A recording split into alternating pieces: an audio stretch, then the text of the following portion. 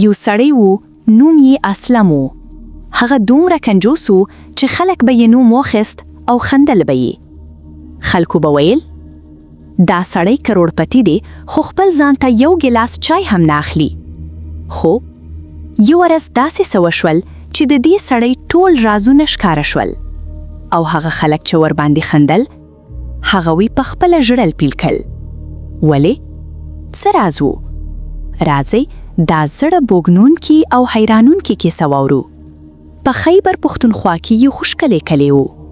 غرونه، شنې ونې، د مرغانو آوازونه. سحر وختي به خلک کار ته تلل. ماشومان به لوبې کولې. خو د دې ښکلي کلي په منځ کې یو داسې کور و چې ډېر خاموش و. هغه کور د اسلم و. اسلم به هر سحر وختي پاسېدو. هغه به خپل زور کالي اغوستل او هر څه به یې زاړه استعمالوله. ډېر زیات کنجوس و. که میلمه به راشي نه هغه له به یې چای هم نه تیاروله. او کور کې یوازې و. بچی یې نه و او غزه یې مخکې وفات شوې وه. اوس بس یوازې و او هر څه کې به یې کنجوسي کوله. هغه به 1 روپۍ هم بچ کوله او بنک کې به یې جمع کولې. هغه ډېرې پیسې به ورسره وي خو ټولې به بنک کې جمع کولې. هغه به چای هم نه څښله. یوازې به یې اوبې څښلې. هغه به ویل چای پیسې غواړي، اوبې ویتې دي. هغه به رنړه نه لګوله. حتی د شپې به یې چراغ نه بلولو. هغه به ویل رنړه فضول ده، وخت په تیاره کې هم تیریږي. بازار کې خلک ناست وو. یو سړی ویل ما پرون اسلم ولید، د شپې په تیاره کې ناست وو. بل ویل هغه خو موبایل هم بندوي چې بل کم شي. دریم ویل دا سړی کنجوس نه، دا خو حد نه زیات کنجوس دی. ټولو خندل. خو یو بوډا سړی خاموش وو. هغه ور ویل هر څوک چې داسې وي حتما یو راز لري. او د هغه یو وراره و، نوم یې حمید و. خو هغه ډېر لالچي و. هغه به ویل زما د تره نور څوک نشته، هر څه به زامایي. حمید د دې خبرو شاهد و. هغه د ځان سره ویل که زما کاکا دومره پیسې لري نو زه ولې غریب یم. هغه شپه خوب ونه کړه. هغه فکر کو او ورو د هغه زړه لالچ پیدا شو. حمید ښار ته لاړ. یو کلینیک ته لاړل. ډاکټر صاحب زه ستاسو سره یو کار لرم. ډاکټر څه کار؟ حمید تاسو به یو راپورټ جوړ کړئ چې زما کاکا دماغ خراب دی، چې زما کاکا لیونی دی. ډاکټر لږ حیران شو خو کله یې د پیسو نوم واورید هغه خاموش شو. حمید ډاکټر له رشوت ورکو او ډاکټري خپل طرف ته کو. حمید پولیس ته لاړ. که زه تاسو ته پیسې درکړم تاسو به زما کاکا ونیسئ؟ پولیس لږ سوچ وکړ او بیا یې وویل که قانوني راپورټ وي نو بیا څه مسله نشته. یوه ورځ اسلم یوازې ناست و. ناڅاپه دروازه وټکول شوه. پولیس دروازه خلاصه کړه.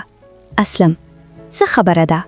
پولیس ته لیونی یې، مو تا بوزو او یتیم خانه ته دې بوزو. اسلم حیران شو. زه لیونی؟ دا څه خبره دی؟ خو هغه یې ونیو.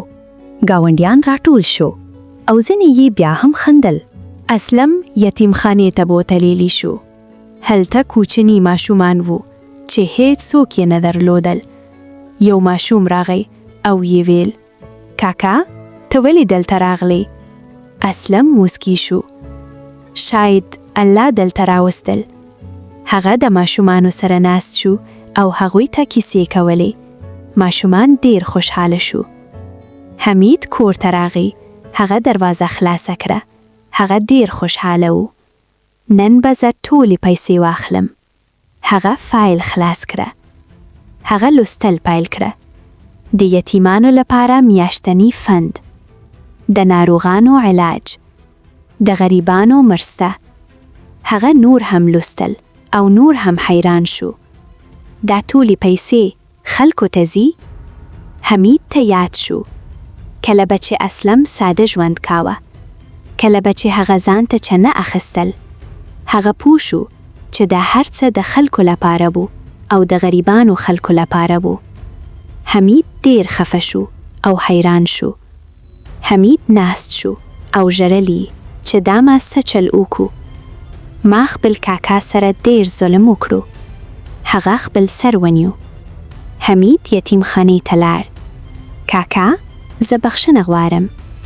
اسلم موسکی شو. زویا که انسان خپله تېروتنه ونی نو هغه بد نه دی. او حمید یې معاف کو. حمید ته ولې داسې ژوند کوئ؟ اسلم زویا پیسې که یوازې د ځان لپاره وي نو بې ارزښته دي، خو که د خلکو لپاره وي نو هغه اصلي شتمني ده. حمید بدل شو. هغه هم خیرات شروع کړه. کلی بدل شو او خلک پوه شو چې دی غلط وو. ګرانو دوستانو، د انسان قیمتي والی د هغه په پیسو نه وي، بلکې د هغه په نیت او عمل کې وي. نو هیڅ کله د چا په ظاهر مه تېروځئ. د انسان هر څه په نیت دي.